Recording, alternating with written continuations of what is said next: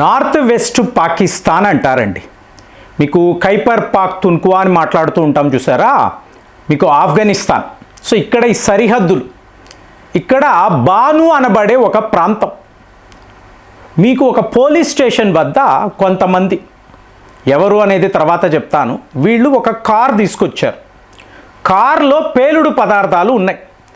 మీకు ఈ యాక్సిలేటర్ ఉంటుంది చూసారా, అక్కడ ఒక రాడ్ని అమరుస్తారు, ఆన్ చేసి గియర్ వేసి ఈ రాడ్ని అమర్చి ఈ పోలీస్ స్టేషన్ మీదకి వీళ్ళు విడిచిపెట్టారు. ఆ కారు వెళ్ళి పోలీస్ స్టేషన్ని గుద్దిందండి.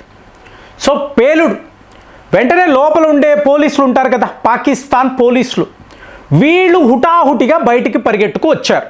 ఇమీడియట్గా వాళ్ళ మీద కాల్పులు. సో 13 మంది పోలీసులు అక్కడికక్కడే మరణించారు. ఇప్పుడు ఈ వీడియో మాట్లాడుతున్నప్పుడు ఇంకొక వ్యక్తి కూడా కన్ఫర్మ్, అంటే టోటల్గా 14 మంది పోలీసులు మరణించినట్టు. సో దీనిని ఒక భీకరమైన తీవ్రవాద దాడి అని స్వయంగా పాకిస్తాన్ ప్రకటించింది. ఎప్పుడు పాకిస్తాన్ వాళ్ళు నిజాలు మాట్లాడరు కదా, సో ఇవాళ వీళ్ళు మాట్లాడారు. ఎవరండి వీళ్ళు?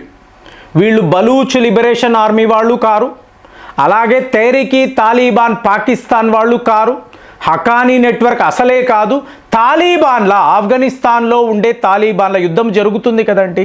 సో తాలిబాన్లు అంటే మేము కూడా కాము. ఎవరండి ఇది చేశారు? చూడండి ఫ్రెండ్స్, డేట్ మే 9th.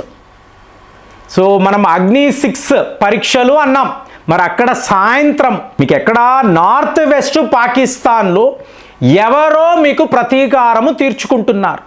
ఆపరేషన్ సింధూర్ ప్రతీకారం, పహల్గామ్ దాడులు. సో ఇదంతా వినడానికి చాలా చాలా విచిత్రంగా ఉంది. కానీ భారత్కి ఆఫ్ఘనిస్తాన్ మధ్య ఏం జరుగుతుంది మీరు ఒక్కసారి ఆలోచించారు అనుకోండి.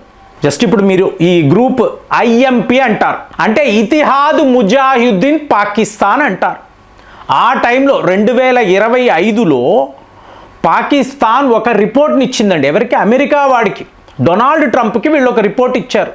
ఇదేదో కొత్త టీం, కొత్త నెట్వర్క్ స్టార్ట్ అయింది కదా, అంటే ఈ ఐఎంపి అనేది మనకు చాలా అవసరం అండి. తెహ్రీక్ తాలిబాన్ పాకిస్తాన్ని ఆపాలి అంటే ఇలాంటి ఒక ఫ్రంట్ ఉండాలి. సో మేమే ఇలాంటి ఒక ఫ్రంట్ని తయారు చేశాము వాళ్లకు వ్యతిరేకంగా. ఎవడు? అసీమ్ మునీర్. వీడు పచ్చి అబద్ధాలు అమెరికాకు, డొనాల్డ్ ట్రంప్కి చెప్పాడు.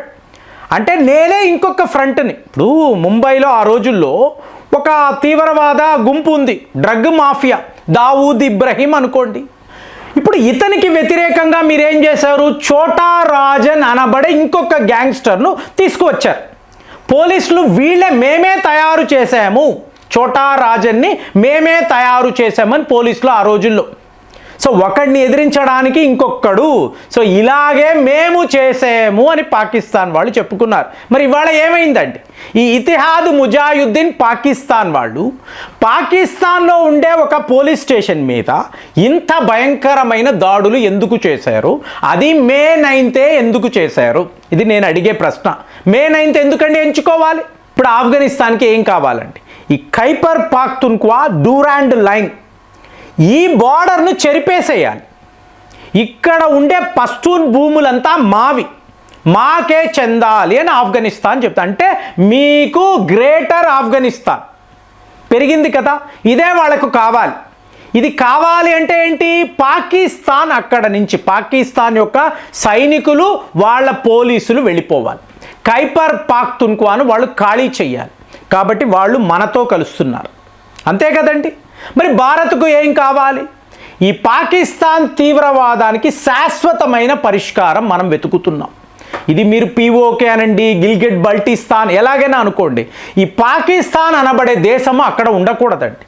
న్యూసెన్స్ అండి, ప్రపంచానికే వీళ్ళు ప్రమాదం అండి. ఎందుకు అంటే మీకు అక్కడ ఎటువంటి పాలన ఉండదు, మీకు ఎటువంటి సిస్టము, రూల్స్ ఏమి ఉండవు.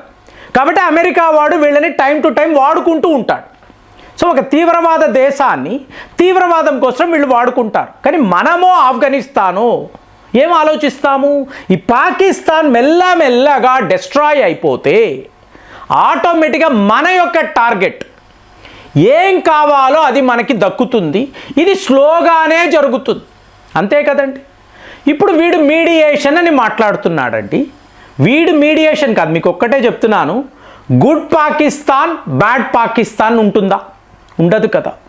అలాగే గుడ్ చైనా బ్యాడ్ చైనా ఉంటుందా? నో. అలాంటప్పుడు ఇవాళ చైనా వాడు నేను మీడియేషన్ చేస్తున్నాను అంటే ఏంటి? There is no good evil bad evil, evil is evil, అంతే కదా. మీకు పాపాలు చేసేవాళ్ళు పాపాలే చేస్తారు కదండి. మంచి పాపాలు చెడ్డ పాపాలు ఉంటాయా? ఉండవు కదా. సో ఇవాళ చైనా వాడు ఏం చేస్తున్నాడు? ఆఫ్ఘనిస్తాన్ని పాకిస్తాన్ని నేను కలుపుతున్నాను, ఒక మీడియేషన్ చేస్తాను. చూడండి, అమెరికా వాడికి ఇరాన్కి మధ్య పాకిస్తాన్ వాడు మీడియేషన్, పాకిస్తాన్ ఆఫ్ఘనిస్తాన్ మధ్య చైనా వాడు మీడియేషన్. చిత్తశుద్ధి లేని శివ పూజ చేస్తున్నారా? మరి ఇప్పుడు మనం ఏం చేయాలంటే అక్కడ జరుగుతుంది కదా. సో మే 9 మా ప్రతీకారం ఇది. ముందు మన పవర్ ఏంటో అడ్వాన్స్డ్ అగ్ని 5 అనండి, లేదా డైరెక్ట్ అగ్ని 6 అనండి.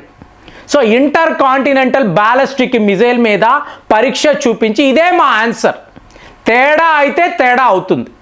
ఇది చైనా అను పాకిస్తాన్ ఎవడైనా సరే మేము 10,000 కిలోమీటర్ల దాకా వచ్చి కొట్టగలం, మాకు ఆ పవర్ ఉంది, చూపించేసాం. హైపర్సానిక్ మిజైల్ అన్నాం. సో అక్కడ డెమో అయిపోయింది. నెక్స్ట్ లెవెల్లో ఆఫ్ఘనిస్తాన్ మన మిత్ర దేశం, వీళ్ళు ఏం చేస్తారు అంటే ఒక కొత్త ఫ్రంట్ను తీసుకొచ్చారండి. ఇప్పుడు పాకిస్తాన్ వాడు ఎలాంటి అబద్ధాలు? టీటీపీకి, బలూచ్ లిబరేషన్ ఆర్మీకి వ్యతిరేకంగా మనము ఒక కొత్త ఫ్రంట్ను నిలబెడుతున్నాం బాస్, వీళ్ళు వాళ్ళ అంతు చూస్తారు అన్నాడు. ఇప్పుడు వాళ్ళు ఏం చేశారండి? ఇతిహాద్ ముజాహిద్దీన్ పాకిస్తాన్ నేరుగా పాకిస్తాన్ మీదే దాడులు చేశారు. సో ఇప్పుడు వీడు ఏం చేస్తాడు? సో మీకు అమెరికా వాడు, వాళ్ళ సిఐఏ వాళ్ళు ఏరా అన్నావు, వాడు నీ మీదే అటాక్స్ చేస్తున్నాడు కదా, ఇప్పుడేం చేస్తావు అంటే వీళ్ళందరూ కలిసిపోతారండి.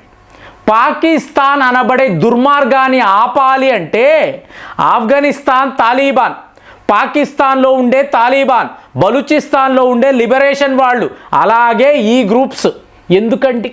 ఎందుకు వీళ్ళు ఇలా చేస్తారు? డౌట్ వస్తుంది కదా. పాకిస్తాన్ ఎంత దారుణమైన ఒక దేశము అంటే వాళ్ళ ఎయిర్ ఫోర్స్ ఉంది చూసారా, ఇక్కడే నేను మాట్లాడుతున్న బాను అనబడే ప్రాంతం అండి, ఇక్కడ నివసించే ప్రజల మీదే వాడు బాంబింగ్ చేశాడు. ప్రపంచములో ఎక్కడ ఇలాంటి పరిస్థితి ఉంటుంది. నీ సొంత ప్రజల మీద నువ్వు బాంబింగ్ చేస్తావా?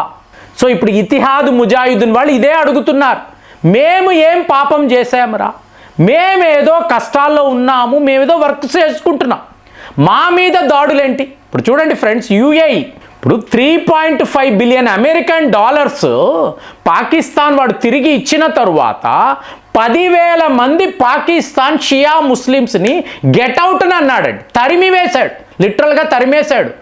8 బిలియన్ అమెరికన్ డాలర్స్ రెమిటెన్స్ అండి. ఏంటి? యుఏఈ నుంచి పాకిస్తాన్కి వచ్చే డబ్బు లాస్ట్ ఇయర్ చెప్తున్నాను, ఇవాళ టోటల్గా ఆగిపోయింది. అడుక్కు తినే ఒక దేశము, ఆ దేశానికి ప్రజలు కష్టపడి 8 బిలియన్ అమెరికన్ డాలర్స్ రెమిటెన్స్లు పంపిస్తూ ఉంటే ఇవాళ ఇది ఆగిపోతే పాకిస్తాన్ నుంచి ఒక మత పెద్ద అంటున్నాడు, మేము మాత్రమే 5,000 మంది ఫ్యామిలీస్ని రిజిస్టర్ చేసుకున్నాము, యుఏఈ నుంచి వీళ్ళు తిరిగి వచ్చేసారు అంటే దెబ్బ చూడండి. మీకు దేశము లోపల దెబ్బే, యుఏఈ లాంటి దేశము శత్రుత్వము అన్నారు, వాళ్ళు ఎంత కోపంలో ఉన్నారంటే గెట్అవుట్ అని అంటున్నారు. సో ఈ పరిస్థితుల్లో పాకిస్తాన్ లోపలే ఇలాంటి దాడులు, బీభత్సమైన దాడులు, కొత్త తీవ్రవాద సంస్థలు వస్తున్నాయంటే దీని వెనుక ఎవరు ఉన్నారు? వీళ్ళకి ఆయుధాలు ఫండింగ్ ఎవరు చేస్తున్నారు? మీకేమనిపిస్తుంది? కామెంట్స్లో రాయండి. మళ్ళీ వచ్చే వీడియోలో కలుద్దాం. జై హింద్.